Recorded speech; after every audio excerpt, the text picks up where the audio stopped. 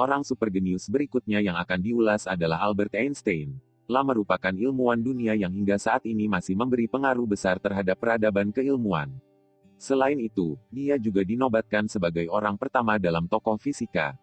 Albert Einstein lahir di Bern, Switzerland, tanggal 14 Mei tahun 1094, dan meninggal di Woods Hole, Massachusetts, Amerika Serikat, tanggal 26 Juli tahun 1973. Tingkat IQ, intelijen quotient, Albert Einstein adalah 160, jauh di atas tingkat IQ manusia pada umumnya. Dunia mengenalnya sebagai ilmuwan fisika teoretis yang memberikan pengaruh besar terhadap pembelajaran fisika hingga saat ini, bahkan selamanya. Berkat kejeniusan dan kontribusinya terhadap dunia keilmuan, Albert Einstein dikukuhkan sebagai ilmuwan terbesar sepanjang masa. Gambaran kejeniusan Albert Einstein dalam bidang fisika dapat kita lihat dari teori yang dicetuskannya, yaitu teori relativitas yang menjadi dasar bagi teori-teori ilmu fisika modern selanjutnya.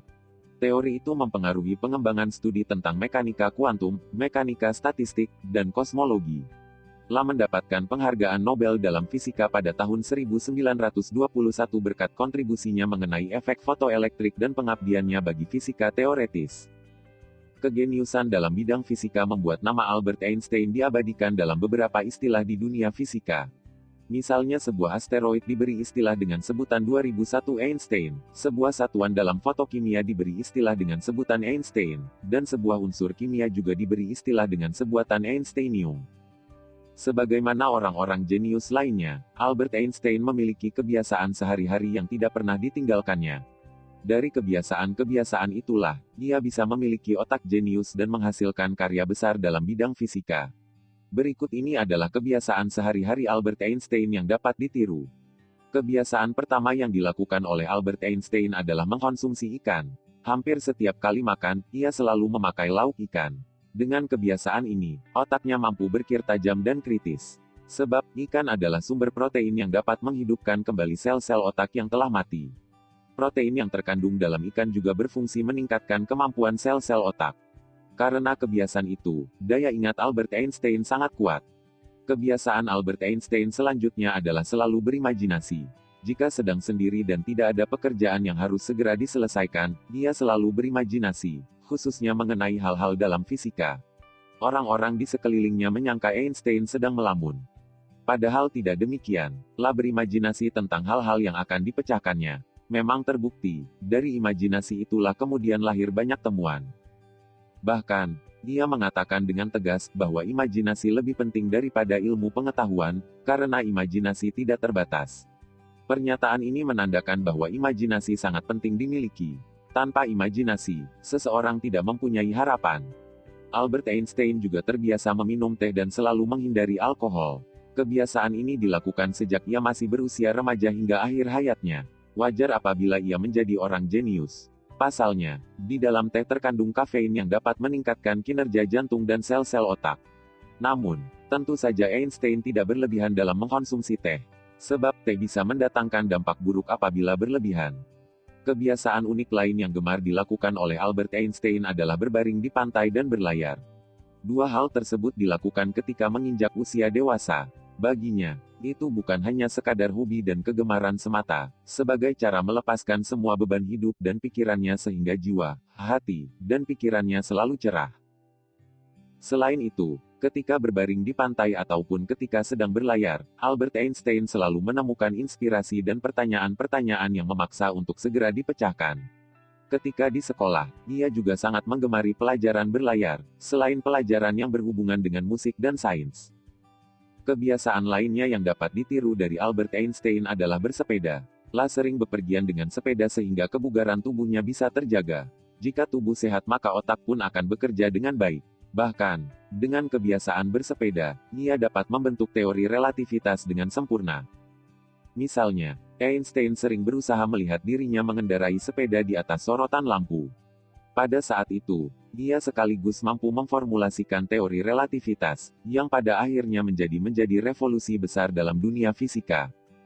Albert Einstein memiliki cara tersendiri yang kerap dilakukan dalam belajar. Hal itu unik karena tidak biasa dilakukan kebanyakan orang. Dengan cara itu, dia telah berhasil menjadi orang jenius yang menghasilkan temuan spektakuler. Berikut adalah cara-cara belajar Albert Einstein yang dapat ditiru. Tidak banyak yang tahu bahwa Albert Einstein sering belajar secara autodidak. Saat itu, konsep belajar ini masih sangat asing di kalangan siswa-siswa yang seumuran dengannya. Banyak orang yang merasa aneh dan ragu ketika melihat Einstein belajar autodidak tanpa melibatkan guru.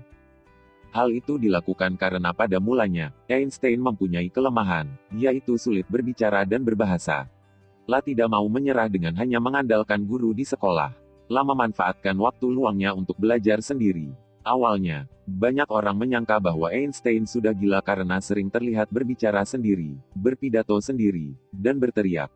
Mereka tidak mengerti bahwa itu dilakukan semata-mata dalam rangka belajar agar lancar berbicara dan berbahasa.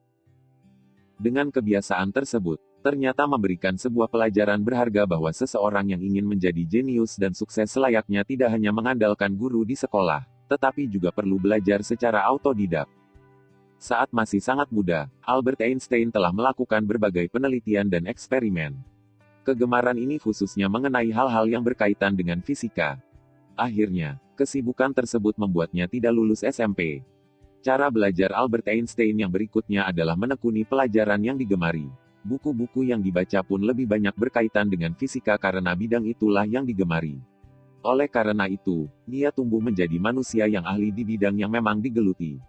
Jika ada pelajaran lain yang masih berkaitan dengan fisika atau yang menunjang penelitian dan eksperimentasinya, maka akan terus ditekuni. Di antaranya pelajaran yang berhubungan dengan musik, sains berlayar, dan matematika. Sementara itu pelajaran-pelajaran yang tidak disukai adalah pelajaran bahasa, sastra, dan menggambar. Ketika belajar, Albert Einstein lebih banyak menggunakan diagram dan skema. Bahkan, dia menolak pola-pola pikir kreatif tradisional dan standar yang linear, numerik, serta verbal. Cara belajar tersebut memang diperlukan, tetapi sifatnya tidak absolut. Pernah suatu ketika ia berkirim surat dengan salah satu temannya bernama Maurice Solovin. Dalam surat itu, Einstein menjelaskan kesulitannya menggunakan kata-kata untuk mengungkapkan falsafah ilmu pengetahuannya. Sebab, ia tidak berpikir dengan kata-kata, melainkan dengan diagram dan skema. Cara belajar selanjutnya yang sering dilakukan oleh Albert Einstein adalah belajar dengan cara menikmati yang sedang dipelajari. Belajar dengan cara ini, tentu tidaklah mudah. Banyak orang yang sedang belajar justru merasa cepat bosan karena sulit menikmati. Oleh karena itu, Einstein sering belajar sambil mendengarkan musik agar bisa menikmati pelajarannya. Dalam salah satu kalimat suratnya yang dikirimkan kepada anaknya, Hans Albert, ia mengatakan, saat melakukan sesuatu sehingga tidak sadar bahwa waktu telah berlalu, maka kamu sedang menikmatinya. Cara lain yang dilakukan Albert Einstein dalam belajar adalah berdiskusi. Dengan kebiasaan itu, dia memiliki ruang untuk selalu bertanya. Akhirnya, Einstein tumbuh menjadi orang yang kritis, jeli, tidak mudah menyerah, serta terobsesi melakukan percobaan. Misalnya ketika Einstein melakukan penelitian tentang hukum kecepatan, percepatan, hukum gaya berat, pergerakan, dan semua hukum fisika dari alam semesta, dia menggunakan permainan ala anak-anak seperti kapal layar, balon air, balon udara, gasing putar, lempar batu ke air, mencampur warna dan mengaduknya, membuat pesawat dari kertas, bermain perahu dayung, bermain gelembung sabun, dan lain-lain. Setelah itu, dia mulai mempertanyakan sesuatu, mengapa kapal bisa berlayar tidak tenggelam?